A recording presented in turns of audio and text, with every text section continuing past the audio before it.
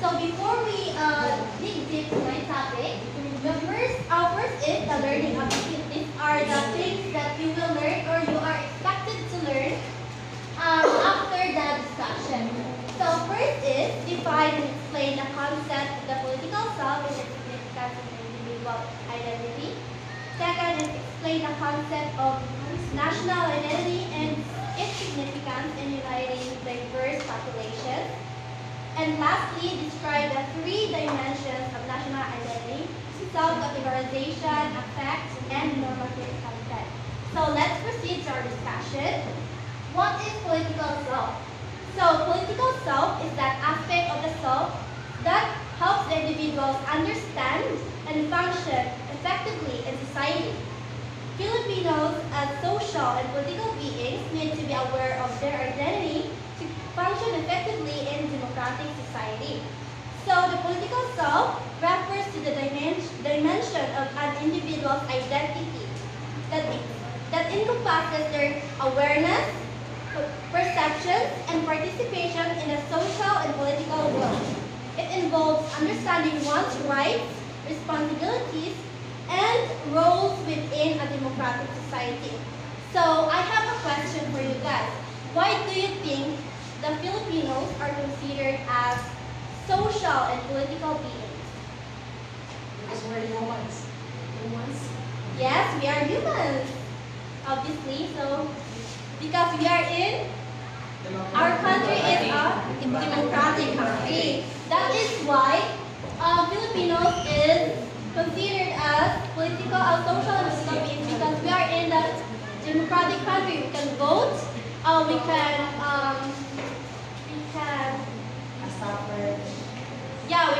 vote, we can vote, and then we can fight for our rights in politics. We can even elect a normal people. Yes. And then, the next is, what is national identity? National identity is a coexistent and overlapping social identity comprising territorial, tribal, or ethnic, religious, linguistic, class, and gender identities. As a geographical diverse country, the Filipino identity consists of many ethnic identities and cultures while striving for one national identity. So here in the Philippines, we have so many ethnic groups such as Cebuano, Ilocano, Waray, and more. But then again, the concept of being a nation or as a whole is hindi siya mawala across Filipinos. So in terms of ethnicity, the 2010 Census Philippine Statistics Authority provided the following breakdowns.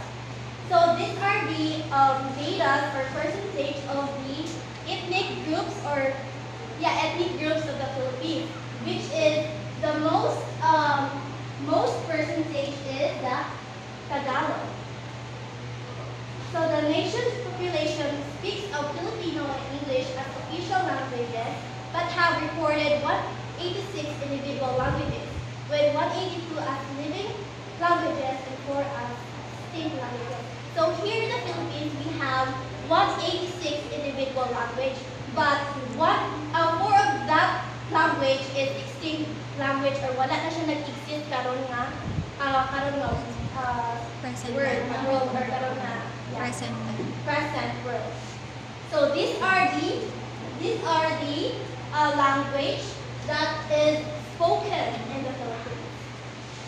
These are the census of 2010. So if we have different ethnic groups and languages spoken, we also have the different religions in the Philippines. We have the Catholic, Protestants, Muslims, and those na wala sila nag-consider na wala sila na-register sa usa ka religion. Next is, there have been conflicting views as to which has the strongest influence, the ethnic or the national identity. There is a view of ethnic identity as a source of individual pride among cultural minorities as well as their identification with their group goals. So, nine positive magod ang side sa ethnic identity. Kaya ang katong ethnic is ang kana nga group is ma-promote nila yung how culture and values as a Filipino, pero not like diversity as sa kana nga group. But then, ang negative effect ang nga ethnic identity is that ang ilahang gi-focus nga group is katulad na sa ilahang nga community, hindi as a whole as a Filipino. And then, another perspective is ethnic distinctiveness in group of favoritism as creating a cultural political divide the nation as it weakens common bonds and intensifies group conflict. So this is what I meant by kana mas gi-prioritize nila usa nila ka group as a community. Ethnic, for example, Cebuano, mas like i-promote nila kana nga Cebuano kaysa kana as a whole nga Filipino ka. Kasagot ko. Kaya ang ethnic mga ka ng Filipino, Tagalog, Waray, inline din sila mga communities. Pero Filipino nagyakon sila considered as Filipino nagyakon. So next is loyalty to the nation forms an essential part of the individual's political self-definition. It is the strongest motive behind a social solidarity and political involvement. So if the nation has loyalty or like must i-promote nila usa ka nation na as like solidarity or unity as a nation. Thus, national identity boosts one's sense of unity as a citizen of a particular country. So national identity is, if you say national identity, whole na siya. Mabilog na ang ethnic groups o mga uban pang groups. So, kanino siya nga national identity is na-boost siya atong duty as a citizen or as a member of this country. So, there are three dimensions of national identity. So, first is self-categorization. It's described as, excuse me, identification with a group and a sense of psychological belongingness for sharing certain characteristics. The self-categorization may be based on several social identities that relate to birthplace, age, social status, religion, and etc., and that have potential political consequences. So, self-categorization means seeing yourself as a part of a group and feeling like you belong because you share certain traits with others, like where you were born, your age, your social status, or religion. This group identity can influence you, can influence the way you think and act in politics, shaping your opinions, decisions, and actions. So, here is the example of self-categorization. James is a part of an ethnic minority group that has faced historical discrimination and unequal access to opportunities. His sense of belonging to this group leads him to join social movements advocating for equality and representation. His identification with ethnicity motivates his participation and protest and political activism to push for change.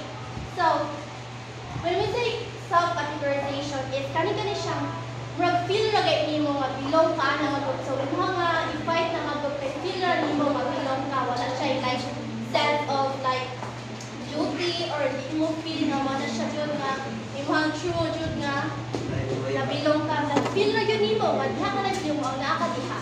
Wala ang self-categorization. So, typically, Filipinos identify themselves based on the aforementioned factors. Example, Ilocano, Maranao, underage, of legal age, middle class, upper class, Catholic, Muslim, and etc. It should be noted that it is the subjective meaning that we place into these social identities, not necessarily their existence, that determine the political consequences. Thus, the Filipino identity or self-image varies to different people because of their diverse background and the unique meanings that they attach to their identity. So, as a Filipino, ato lang kung i-classify ako sa or ato ang ni bahin-bahin na itong kaugalingon like kuanta. For example, atong mga lower class, middle class. We are considered as middle class kung bato kita tanan, like, right? Kaya maka-sustain naman ta sa needs, no? Sa itong pag-alaw-alaw, mga syempre, middle class. So, for example, a Filipino from middle class may identify with aspirations of upward mobility and values access to quality education and healthcare. They might support politicians who promote reforms in this area. In contrast, someone from an upper class background might focus on business-friendly policies and tax incentives reflecting their economic interests and priorities. So, sa example is, paano siya, ang kani-kaning Filipino identity kay ma-influence mo nila ito ang pag-vote kani sa ato ang mga politician. For example, middle class ka, na di ba ang i-prioritize sa mga middle class is education, mga needs ra sa mga adlaw-adlaw, mura nila i-prioritize. So, ang ilang i-vote na politician or katang mudagan lani sa pagka-politician is katong mo promote o free education or mas kailangan ipa-low ang right ang cost mo na siya view sa middle class sa politics. However, sa upper class is katong naman sila mga businessman, mga company, so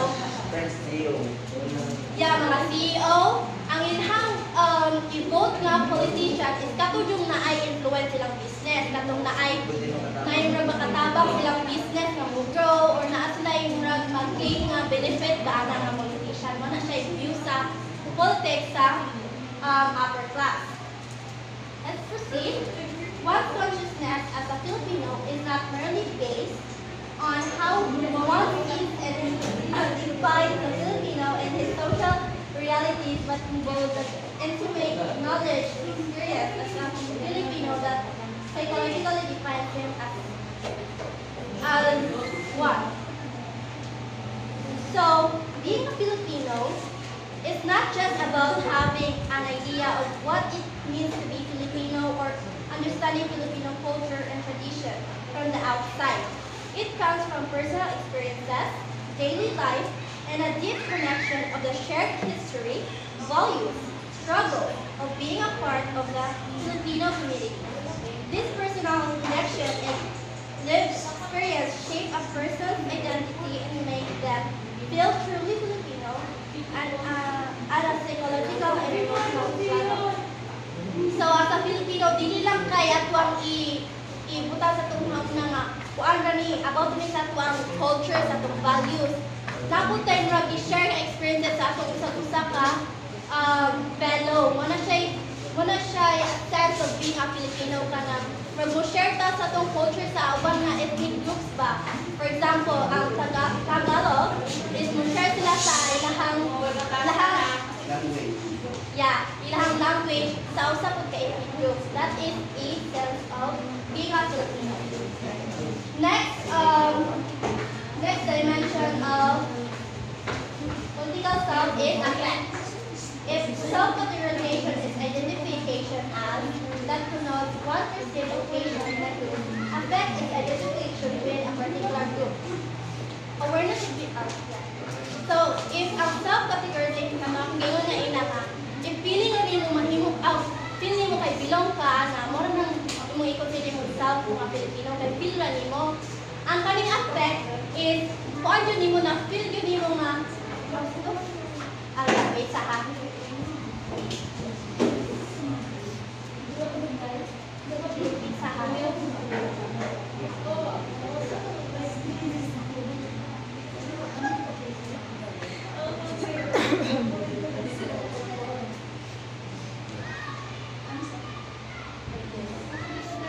Oh, yeah. Self-categorization means seeing yourself as part of a group or feeling na di mo part ka ana. Like calling yourself Filipino because you feel you belong to that group. On the other hand, affect refers to feeling connected with a group or identification with, which means truly relating to or being one with the Filipino people. So, kalahian sa self-categorization is feeling lang yun mo nga diha ka nabilong, and then ang effect is nagyo siya connection sa uban nga tawo ang imong pagka-Filipino nga napili. So, awareness of being Filipino implies identification with the Filipino people and being one of them, not merely having a sense of empathy and concern. Some Filipinos may not behave based on the stereotypes. They may not even look Filipino, but the more important psychological element is present that is they identify with and think as a Filipino. So being Filipino isn't just about how you look, act, and fit stereotypes. It's about the deeper psychological connection, seeing yourself as Filipino, thinking like a Filipino, and feeling a shared identity with other Filipinos. Even if someone doesn't fit the typical image or behavior, what matters most is that they see themselves as part of the Filipino community. So, dito sa Philippines, ang lain-lain no nga, like skin type, nga, di ba ang stereotype sa Filipino is brown skin or brown. Kayumanggi. And then, ano yung ban na like white sila or fair skin sila. Pero ang, yellowish. Oh yeah. Oh, diba? One more stereotype sa being a Filipino ka lang umaga. Like, first na, kayo milky. Then, pero ang uban magod kay white sila. Pero ang ilang sense or ilang belonging is hindi wala. Filipino na din po ng ilhang pag-identify silang kaugalingon. And that is the most important part of being a Filipino. In social identity theory, our sense of we-ness or association with our in-group evokes positive feelings, pride, conformity to group norms, and even a sense of protectiveness, especially when a group is present or attached. Identification which indicates psychological and attachment rather than merely group membership. Thus, one might be an ardent supporter of a particular minority group, causes such as the striving for equal opportunities and greater accessibility of services without being a member of the group. So, if you identify with sa mong kagalingon as Filipino, wala kay gipili nga tabangan. Like, imong tabangan ang mga liquid group such as, for example, ikaw ay Cebuano. Imong tabangan is dili nimo ibase nga, uy, Cebuano po rin sila, mga kakulitan tabangan. Muna siya i-mean nga self-categorization na naatay gipili ba kayo sino bilong ka. And then ang effect is, murag mong tabang jud ka kay as a whole naman mo, Filipino man jud mo nga gikuan jud i-identify. So tanan mo equal, walay gilabaw nga suportahan. So next, this sense of weakness can sometimes be demonstrated in terms such as when a group displays superiority, arrogance, contempt towards other groups, labels such as patriotism and chauvinism, reference to an extreme or bounded loyalty, the belief in one country's superiority whether right or wrong. So, ang weakness dahil na siya yung negative effect. Kung nasubrahan mong pagka-loyal sa isang country or isang group, is na siya yung murag superiority or like bisag sayop na siya ang ilahang gi-promote or gi-advocate is mukha mo na ka nga like mo yun na siya kay within the kuha mo na siya community nga imong gituuhan mo na siya yung murag negative effect eh. Kaya for example nakagituan sa Cebuano and then ilahang gi-promote is kanang against dahil sa humans or against sa rights as a human. And then, kay feel nimo kay member makat, loyal mo ka sa kanang certain group, ang imo pong kuan pagtuoy is kana kung dili ka nang ibilong na po nimo kanang ikuan ba kay bisag sayop gani siya is i-promote ya po nimo kay naman kay loyalty mo na siya yung side food sa weakness. So history is a rich example of how a group's ethnocentrism or belief of their group's superiority and contempt of other groups resulted in horrific crimes, one of which has the Holocaust that was a genocide of 6 million Jewish men, women and children during World War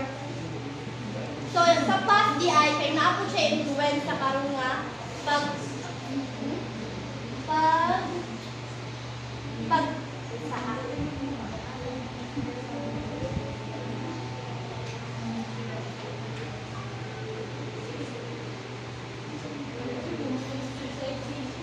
So history shows how this attitude called ethnocentrism, the belief that one group is superior and others are inferior, can lead to terrible actions.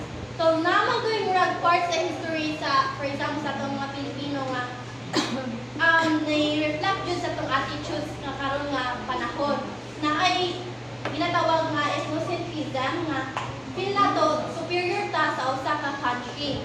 Muna siya effect sa history.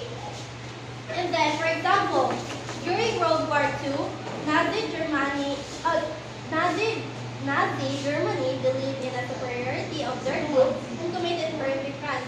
For example, katong World War II, murag kani nga place is murag dako siya impact sa World War II. So, feel nila superior na sila and murag feel nila is murag pwede na sila like makakuha ng like tao ba, like makahimong crime, kay superior lagi sila niya mo ba is superior.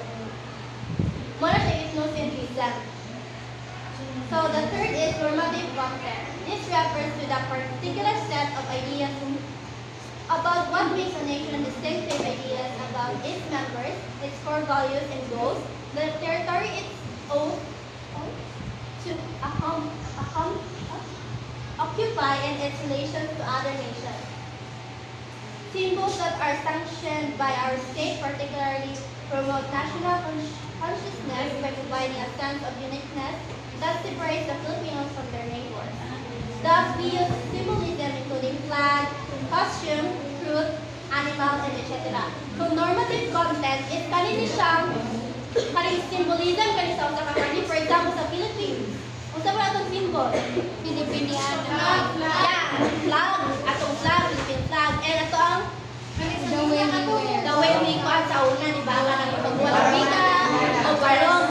Wala siya symbol why we are different from others. Wala siya ka-symbolize. For example, katong Catriona Gray performance.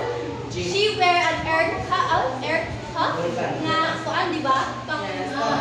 Stand sa Philippines. That signifies nga taga-Philippines siya or represent siya sa Philippines. That is the normative content. So, in conclusion, the political South represents an individual's identity and belief as they relate to politics, governance, and societal structures. It is shaped by personal values, cultural influences, social experiences, success, and education, and it plays a crucial role in how individuals engage with their communities and political systems. This aspect of self is dynamic and it evolves over time, influenced by exposure to diverse perspectives, critical thinking, and personal growth. Understanding the political self is essential for fostering civic responsibility, active participation, and informed decision-making. Ultimately, it reflects the intersection of personal identity with collective societal concerns, highlighting the role of the individual in shaping and engaging with political journey. So, in conclusion, if we know our political self, kabalo taon sa atong i-contribute sa atong nation. For example, is ato ang nation or atong community na lang is kailangan or naay uncollected garbage. So what we are going to do sa ato panamtin political self, what we are going to do is take tag action like for example segregate ta kay as a if we know the political self is kabalo ta sa atong responsibility as a member of the community. So for example, na uncollected garbage sa inyong community, kung sa inyong buhaton, first is build o sa ka-group, right? Nga para mutabang nga issue. And then, kabalo naman sa inyong imuhon. For example, segregate, people like proper nga garbage bin. For example, For example, garbage bin, muna siya ang mga actions na yung imuon if you know the political stuff. That's all. Thank you for listening.